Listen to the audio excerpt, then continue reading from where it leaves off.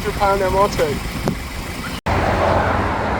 I'm currently broken down on the M25. I'll get behind the safety barrier in the MR2.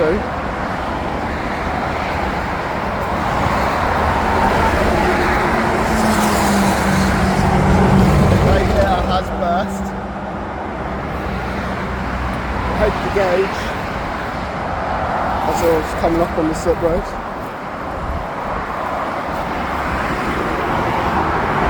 And as you see, we've got no water. Oh, shiny. So yeah, currently sat waiting for the RAC. One thing that is really bad is, say hi Tom, we're stuck on the M25, there is a there, right? And that camera is looking at us and we've been here for 40 minutes and no one's come to see for a traffic police drove straight past me up the slip road and just ignored me. Now if it was just Tor on our own, for the record now, we have had 2 traffic police officers drive straight past and ignore me. 2. So, 3. We now have 4 traffic police officers drive past and ignore us. We've been broken down for coming up to 2 hours now. Not one person has stopped to see if we're okay.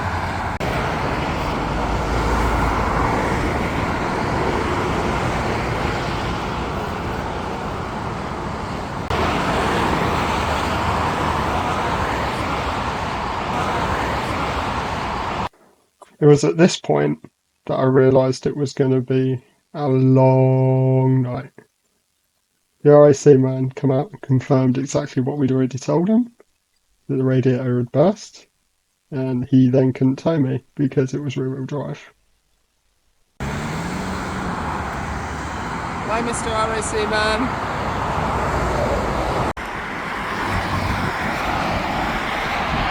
It's getting dark. He's a nice man. We like this one, she's nice.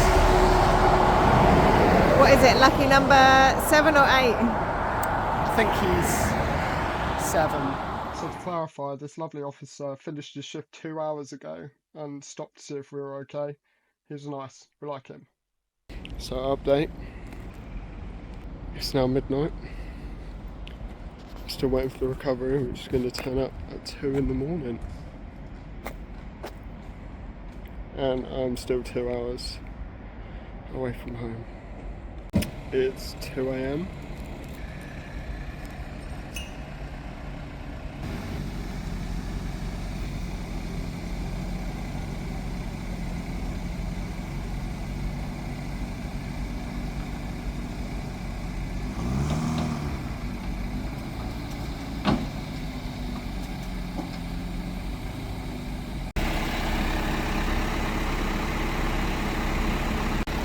Recovery number 3.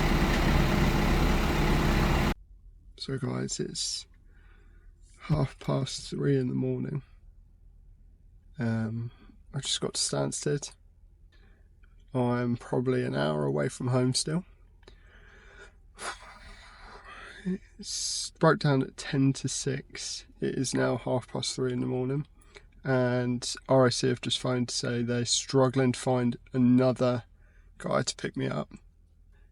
Can they put me in a taxi and they'll come and pick my car up at some point tomorrow? And I was like, no, unacceptable. So the story goes, broke down on the M25 slip road. It's 10 to 6. Used the app to call out the RAC. Said that the radiator had blown, it can't be driven, and it was an MR2, put the reg in. They sent someone out who went, oh yeah, the radiator's blown, but I can't tow you because it's rear wheel drive. There we go. So I said what my options. He was like, well, they want me to tow you up there, but I can't. There's a truck at the next service station, so choices are you either drive the car up there or you wait for a low loader to come. And I was like, well, I can't drive it because there's no water in it, and if I put water in, it'll be an airlock and it'll overheat again. And he was like, all right, well, you have to wait for a low loader. And I was like, well, can't you just bring the one that's 4 miles away? He was like, yeah, I'll probably send that because you're high response, so it'll be half an hour. 2 hours later, a low loader turns up and tells me he's taking me 40 minutes down the road to South Mims, and dropped us off at 10:30 this morning. Yesterday night, sorry, what am I talking about? I had to phone for an update twice because I was told by RAC that they were going to come back to me, and then they said they tried to phone me and offer me a hotel, but I didn't answer the phone, and that's a lie because I've been sat watching my phone the whole time. Then 2 o'clock this morning, this guy's just been, that's dropped me off, come to collect me and brought me to Stansted. So now I've got to wait for another recovery to get back home, which is an hour away. And I don't know how long it's going to be. So it's currently 3:30 in the morning.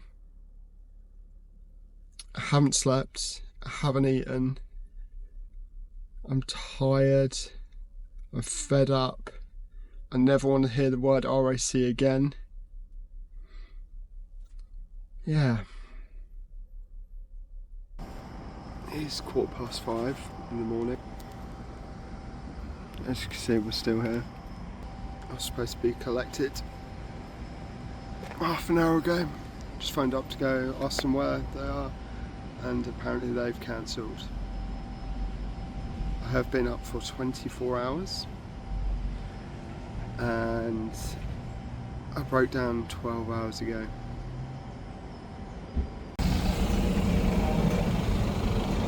It is 9 o'clock in the morning. I've been waiting 14 hours? 14 hours for this man. And I'm still not home.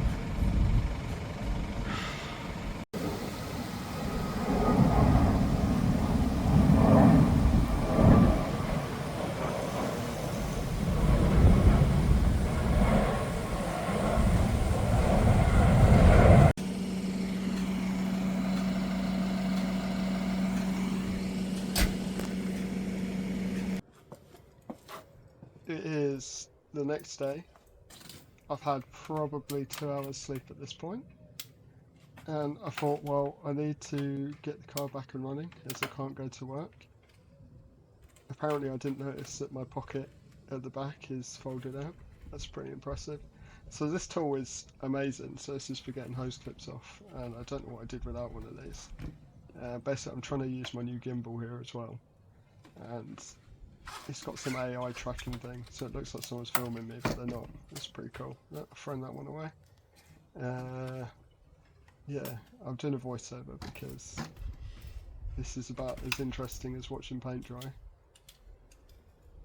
Look at this guy. What professional. Alright.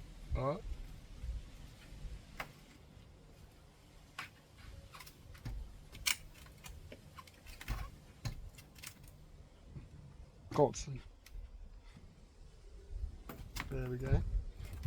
This is the new rad to go in.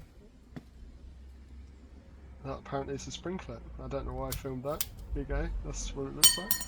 Drop that on the floor. Oh, the camera's just decided to stop working now. So I'll bring you the radiator. Oh, hello. There's a radiator. It radiates. I don't know what this is about, but I'm leaving it in anyway. What's next? I'm gonna wash it out by the look of it, so let's take that off. Okay, bye.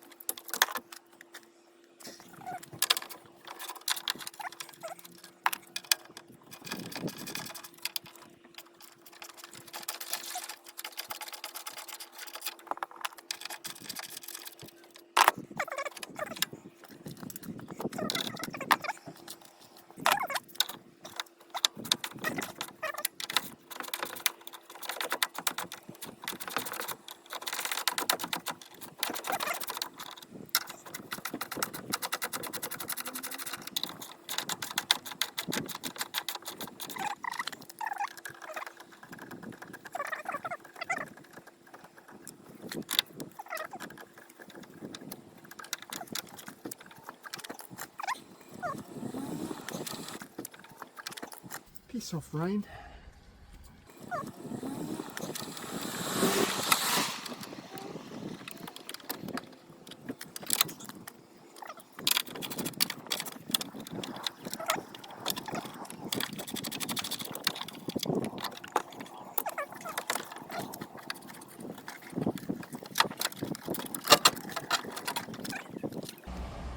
So as you can see, it's starting to rain quite heavily now. But that's what you're left with in the front. There's your water pipes, power steering, all your brake lines, your bleed, bit another bleed here. So a 17-hour delay for a 5-minute job. Let's have a look. It's pretty foolproof. That's what it should like. All the fins.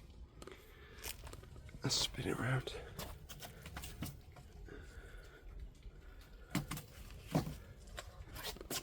Oh yeah. So here's where it was leaking, up here somewhere. As you can see.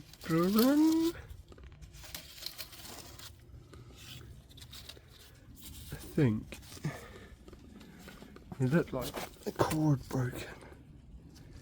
Maybe it just burst one of the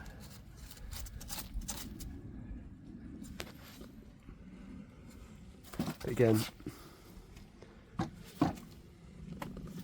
This is what it should look like. So here you go, this is that tool. This one, the one time I'll use it and it won't work. Oh, she's at crusty clip.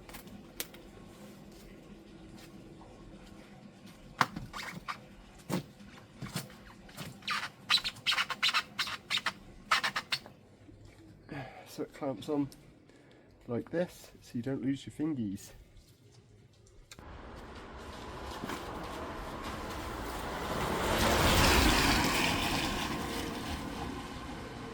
Easy saver.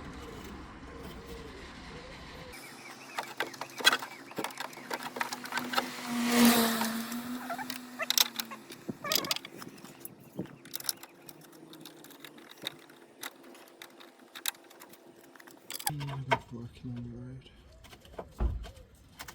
So easy.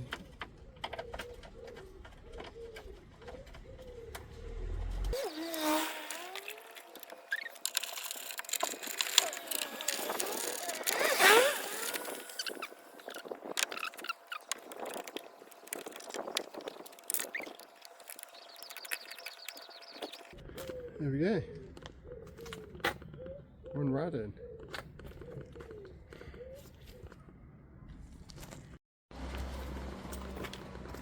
So the car is up on the back to make this the highest point.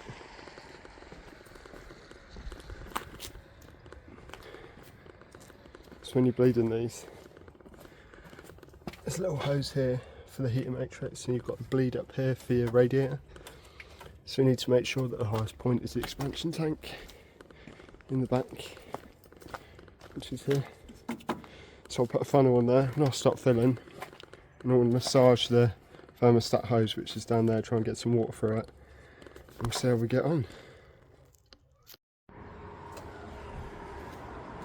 So I'll change this gas fitting on here. I don't know if it's going to work for the old spinny one, because there was no way I was tightening that back up. This bad boy. So what should happen is you fill the reservoir up and then undo that, and we'll get a load of air out. Undo this one.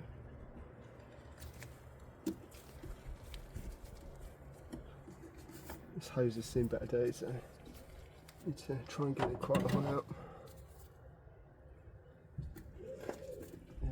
The hose is quite kinked. Hopefully something comes out of there. Yeah, there we go.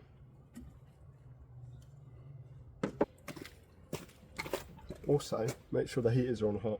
I forgot to say. So open this. We should hear it go whoop.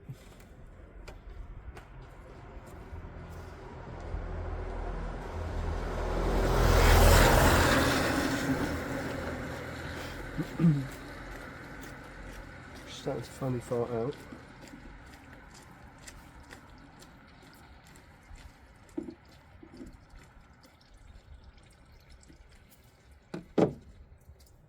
Okay, got a constant stream out of that in a minute. So let's just lock that one off. A little massage.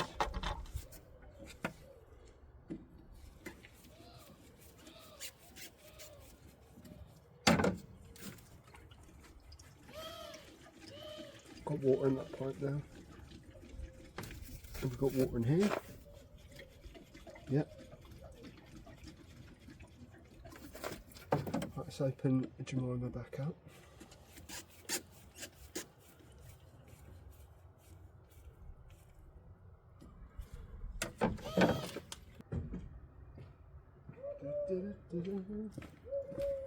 Oh yeah, she's frothing away.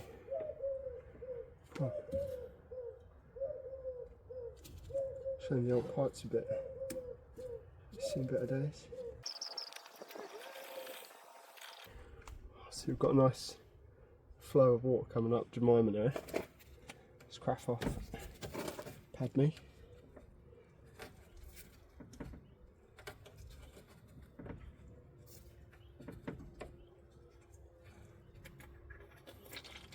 Oh, she's gushing.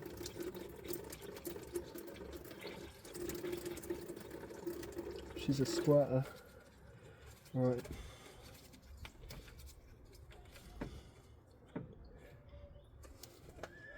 Get the front again. Back. One.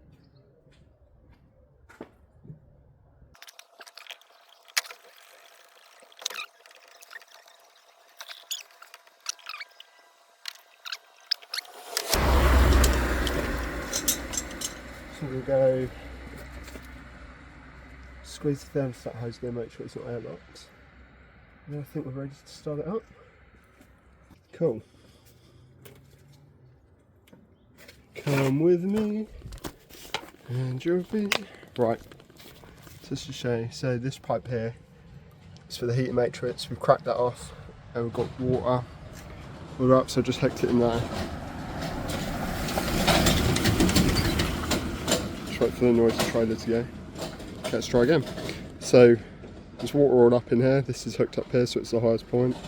She's squirting water out of there. There's water in all these pipes. Around the back. Oh, hi to it, Con. Ooh, coming soon. I've overfilled it, as you can see. Down here, thermostat pipe, there's water in there. So let's start her up and see what happens. Fingers crossed. I haven't cooked the head gasket. Because as I came off the slip road, I was like, antifreeze. See that? She's on full hot already, and I'll crack the fans up so we've got hot air in there. I was like, oh, she smells of antifreeze a bit.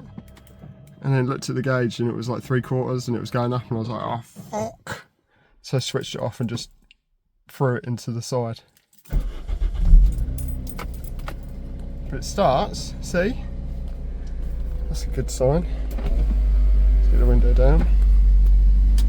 So if we put this on face, on hot, turn the fans up, we'll start getting some flow through that heater matrix. And when we've got hot air in here, and the fan's cut in at the front, the big fan, we'll turn her off and check the level again. But I'll go and make sure it's not dropped too much since we started it. Make sure I don't die. I hate working on the road.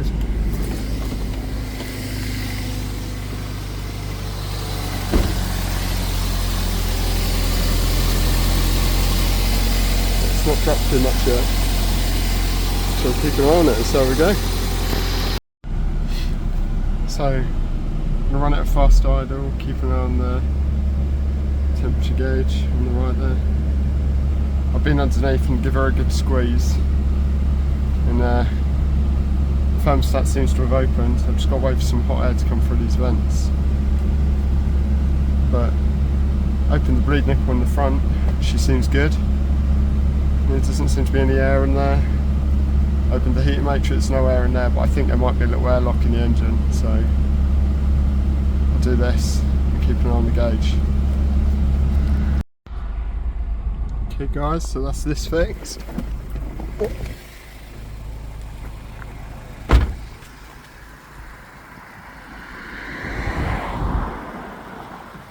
Purring away like a sewing machine, quite nicely.